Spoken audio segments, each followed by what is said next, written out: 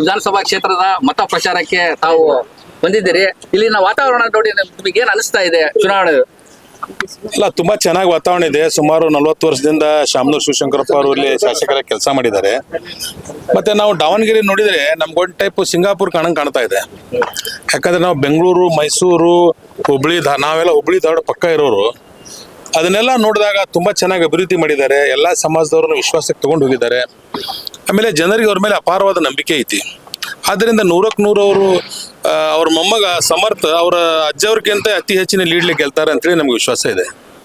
Sir, ಈಗ ಸಾಕಷ್ಟು ಗೊಂದಲ ಇತ್ತು, ಆಗಿರ್ಬೋದು, ಟಿಕೆಟ್ ವ್ಯವಸ್ಥೆ ಆಗಿದೆ, ಈಗೆಲ್ಲ ಗೊಂದಲಕ್ಕೆ ತೆರವು ಸಿಕ್ಕಿದೆಯಾ? 100% ಗೊಂದಲ ನಮ್ಮ ಪಾರ್ಟಿಯಲ್ಲಿ ಅಷ್ಟೇ ಇದ್ದಿದ್ದಿಲ್ಲ, ಬಿಜೆಪಿಯಲ್ಲೂ ಇತ್ತು. ನಮ್ದು ಮನೆ ಜಗಳ ಸರಿ ಆಗ್ತಾ ಇದೆ, ಅವ್ರದ್ದು ಇನ್ನೂ ಜಗಳ ಸರಿಯಾಗಿಲ್ಲ. ಅದು ಬೂದಿ ಮೆಟ್ಟದ ಕೆಂಡ ಇದ್ದಂಗಿದೆ. ಅಲ್ಲೇ ಸಿದ್ದೇಶ್ವರ ಗ್ರೂಪು, ಯಡಿಯೂರಪ್ಪ ಗ್ರೂಪು, ಅವು ಯಾವ ಗ್ರೂಪು ಸರಿಯಾದಂಗೆ ಕಾಣ್ತಾ ಇಲ್ಲ ನನಗೆ. ಬಟ್ ನಮ್ಮದು ಡೇ ಬೈ ಡೇ ಇಂಪ್ರೂವ್ಮೆಂಟ್ ಆಗಿದೆ. ನಿನ್ನೆ ಸ್ವಲ್ಪ ಅಲ್ಪಸಂಖ್ಯಾತರ ಸಮಸ್ಯೆ ಅಂತ ಹೇಳ್ತಾ ಇದ್ರು. ನಿನ್ನೆ ನಮ್ಮ ಮೈದಾನದಲ್ಲಿ ಆದಂಥ ಕಾರ್ಯಕ್ರಮ ನೋಡಿಬಿಟ್ರೆ ಜನ ಅಂಥ ಭೀಕರವಾದ ಮಳೆ ಬಂದರೂ ಕೂಡ ಕುರ್ಚಿ ತಲೆ ಮೇಲೆ ಇಟ್ಕೊಂಡಾದ್ರೂ ನಿಂತರು ಸಿದ್ದರಾಮಯ್ಯ ಅವ್ರ ಭಾಷಣ ಕೇಳೇ ಹೋದ್ರು. ಜನರಿಗೆ ಮೊದ್ಲೇ ಬಿಜೆಪಿಯಲ್ಲಿ ಒಂದೇ ಮನೆ 3 ಬಾಗ್ಲಾಗಿದ್ದು ಇದ್ದಂಗೆ ಹೇಳ್ತಾ ಇದ್ರು. ಈಗ ಕಾಂಗ್ರೆಸ್ ಪಕ್ಷದಲ್ಲಿ ಆ ತರ ವಾತಾವರಣ ಸೃಷ್ಟಿಯಾಗಿದೆ ಅಂತ ಜನ ಮಾತಾಡ್ಕೊಂತ ಇದ್ದಾರೆ. ಅಲ್ಲ, 3 ಬಾಗಲ ಅಂತೇಳಿ ಬರೀ ಮಾಧ್ಯಮದಲ್ಲಿ ಕ್ರಿಯೇಟ್ ಆಗಿತ್ತು. ಒಂದೇ ಬಾಗಲ ಇದೆ ನಮ್ದು. ಆದ್ರೆ ಅವ್ರದ್ದೇನು 3 ಬಾಗಲ ಇಲ್ಲ, 3 ಬಾಗಲನೇ ಆಗಿದಾವು.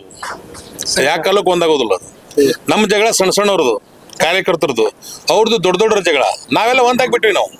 ಜಮೀರ್ ಅಹಮದ್ ಖಾನ್ ಬರ್ತಾರೆ ಸರ್. ಅಲ್ಪಸಂಖ್ಯಾತ ದಕ್ಷಿಣ ಭಾಗದಲ್ಲಿ ಇದ್ದಾರ. ಸೊ ಈ ಬಾರಿ ಅಲ್ಪಸಂಖ್ಯಾತರ ಕೊಡ್ತೀರಾ ಅಂತ ಹೇಳಿದ್ರಂತ ಬಂದಿತ್ತು. ಬಟ್ ಕೆಲವೊಂದು ಟೈಮಲ್ಲಿ ನಾವು ಮುಂದೆ 28 ಕೊಡ್ತೀವಿ ಅಂತ ಹೇಳಿದ್ರೆ ತಾವೇನು ಹೇಳ್ತೀವಿ ಸರ್? ಇಲ್ಲ, ಈಗ ಅಲ್ಪಸಂಖ್ಯಾತರಿಗೆ ಸ್ಥಾನಮಾನ ಕೊಡ್ಬೇಕಂತೇಳಿ, ಅವ್ರ ಗೌರವ ಕೊಡ್ಬೇಕಂತೇಳಿ ಈಗಾಗಲೇ ಒಬ್ಬರು MLC ಇದ್ದಾರೆ. ಈಗ ಮತ್ತೆ ನಮ್ಮ ಮುಂದೆ ಸ್ವಲ್ಪ ಮಂದಿಗೆ ಬೋರ್ಡ್ ಚೇರ್ಮನ್ಗಳಲ್ಲಿ ಅವಕಾಶ ಮಾಡಿಕೊಡ್ತೀನಿ ಅಂತ ಹೇಳಿದ್ದಾರೆ.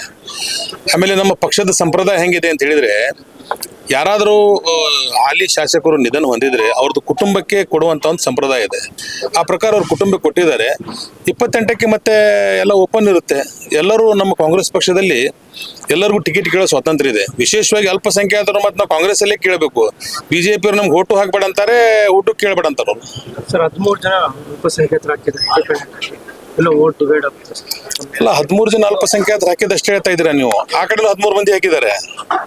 ಒಟ್ಟು ಎಷ್ಟು ಇಲ್ಲಿ ಕಾಂಟೆಸ್ಟ್ ಟೋಟಲ್ ಎಷ್ಟಿದ್ದಾರೆ? 26 ಜನ ಇದ್ದಾರೆ. 28 ಇದ್ದಾರೆ. ರಾಷ್ಟ್ರೀಯ ಪಕ್ಷದಳದ್ದು ಒಂದು BJPದು ಒಂದು ಕಾಂಗ್ರೆಸ್ 2 ಕ್ಯಾಂಡಿಡೇಟ್ ತಗೊಂಡ್ ಬಿಟ್ರೆ ಉಳಿದಿದ್ದೆಷ್ಟು? 26. 13 ಅಲ್ಪಸಂಖ್ಯಾತರು ಹಾಕ್ಯಾರ, 13 ಅವರು ಹಾಕಿದಾರಲ್ಲ. ಎರಡೂ ಕಡೆ ಇದ್ದೇ ಇದೆ ಅದು. ಬಟ್ ಯಾರ್ಯಾರು ಹಾಕಿದಾರಲ್ಲ ಇವರು ಆಟೋಮೆಟಿಕ್ಲಿ ಒಬ್ಬೊಬ್ಬರೇ ನಮ್ಮ ಕಾಂಗ್ರೆಸ್ ಪಕ್ಷಕ್ಕೆ ಸಪೋರ್ಟ್ ಮಾಡ್ತಾ ಬರ್ತಾ ಇದ್ದಾರೆ. ಅದ್ರ ಮಾಧ್ಯಮದಲ್ಲಿ ಬರೀ 13 ಅಲ್ಪಸಂಖ್ಯಾತರು ಹಾಕಿದಷ್ಟೇ ಮಾತಾಡ್ತಾ ಇದ್ದಾರೆ. ಆ ಕಡೆ ಅದು BJPಯಲ್ಲಿ 13 ಹಾಕಿದ್ ಹೇಳ್ತಾನೆ ಇಲ್ಲ.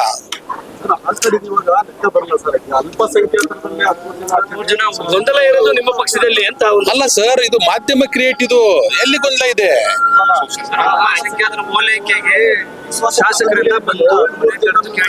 ಸರ್, ಅಲ್ಪಸಂಖ್ಯಾತರ ಓಲೈಕೆಗೆ ನಾವು ಕಾಂಗ್ರೆಸ್ ಶಾಸಕರು ಬಂದಿದ್ದೀವಿ.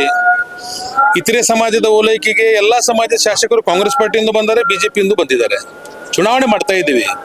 100% 100ಕ್ಕೆ 100 ಇದು ಕಾಂಗ್ರೆಸ್ಸಿನ ಭದ್ರಕೋಟೆ. ಈಗ ನಾವೆಲ್ಲ ಗೆದ್ದಿದ್ದೆಲ್ಲಿ? BJPಯ ಭದ್ರಕೋಟೆಯಲ್ಲಿ ಗೆದ್ದು ಬಂದೀವಿ. ನಮ್ಮ ಭದ್ರಕೋಟೆ ಬಿಟ್ಟು ಕೊಡ್ತೇವ ನಾವು? ಬಸವರಾಜ ಬೊಮ್ಮಾಯಿ ಅವ್ರ ಕ್ಷೇತ್ರದಲ್ಲಿ ಅದು 30 ವರ್ಷದಿಂದ BJP ಪಾಲಾಗಿದ್ದ ಕ್ಷೇತ್ರ. ಅವ್ರ ಮಗನನ್ನು ಸೋಲಿಸಿ 13,500 ಲೀಡ್ಲೇನ ಗೆದ್ದು ಬಂದಿದ್ದೀನಿ. ಇದು ನಮ್ದು ತವ್ರ ಮನೆ. ಇಲ್ಲೇ ಅವಕಾಶ ಕೊಡ್ತೀವ ನಾವು. ಇಲ್ಲೇ ಅಜ್ಜನ್ಗಿಂತ ಇನ್ನೂ ಒಂದು 10,000 ಲೀಡ್ ಹೆಚ್ಚು ಮೊಮ್ಮಗ ತಗೊಂಡು ಬರ್ತಾನೆ. ಸರಿ ಸರ್, ಭದ್ರಕೋಟೆ ಅಂತೀರಾ? ಈ ಸಲ ನೋಡಿದ್ರೆ ನಿಮ್ಮ ಎಲ್ಲ ಕ್ಯಾಬಿನೆಟ್ ಎಲ್ಲ ಇಲ್ಲೇ ಅಲ್ಪ ಮತದಲ್ಲಿ ಮಾಡಬಹುದು. ಅಲ್ಲ, ನಮ್ ಕ್ಯಾಬಿನೆಟ್ ಅಲ್ಲ, ಯಾವಾಗ್ಲೂ ಸರ್ ಉಪಚುನಾವಣೆಯಲ್ಲಿ ಅಲ್ಲೇನು ವಿಜೇಂದ್ರ ಅವ್ರು ಬಂದ್ರು, ಯಡಿಯೂರಪ್ಪ ಅವ್ರು ಬಂದ್ರು, ಸದಾನಂದ ಗೌಡರು ಬಂದ್ರು, ಜಗದೀಶ್ ಶೆಟ್ಟರು ಬಂದ್ರು. ಅವರು ಭಯ ನೋಡಿ ಪಕ್ಷದಿಂದ ಉಚ್ಚಾಟನೆ ಆದಂತ ಯತ್ನಾಳವ್ರಿಗೂ ಕರೆಸಿ ಪ್ರಚಾರ ಮಾಡಿಸ್ತಾ ಇದ್ರು. ಅವರು ತಾವೇ ಉಚ್ಚಾಟನೆ ಮಾಡಿ ತಮ್ಮ ಅಭ್ಯರ್ಥಿಗೆ ಉಚ್ಚಾಟನೆ ಆದವರಿಂದ ಪ್ರಚಾರ ಮಾಡ್ತಾ ಇದ್ದಾರೆ. ಅಂದ್ರೆ ಯಾರು ವೀಕು? ನಾವೇ ಅವರು.